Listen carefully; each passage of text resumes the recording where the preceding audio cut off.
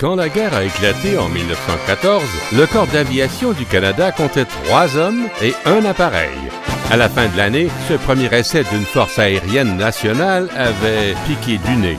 Nous avons essayé de nouveau en 1916, mais à la fin de la guerre, en 1918, nous n'avions toujours pas de force aérienne. Comment nous sommes-nous retrouvés avec autant de pilotes et d'as de l'aviation? Eh bien, bon nombre de Canadiens ont servi dans le British Royal Flying Corps, le Royal Navy Air Service et la RAF, la Royal Air Force.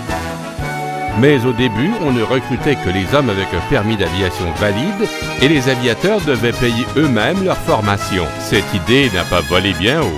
Bientôt, il fallait plus de pilotes que les écoles d'aviation civile britanniques et canadiennes ne pouvaient fournir. C'est pourquoi, en 1917, le Royal Flying Corps a ouvert 3 postes d'entraînement au Canada, à Borden, à Deseronto et à North Toronto. En un éclair, le Canada est devenu l'un des principaux endroits dans le monde où les pilotes étaient formés.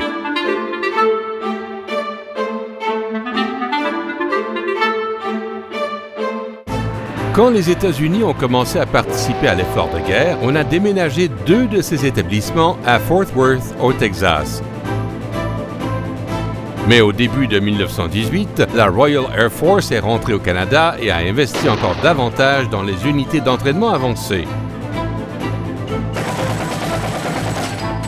À la fin de la guerre, après seulement 21 mois au Canada, la RAF avait réussi à recruter plus de 16 000 membres et à former au-delà de 3 000 pilotes. Même si l'espérance de vie d'un pilote pendant la guerre était d'environ 3 semaines, ces Canadiens ont servi avec habileté et bravoure.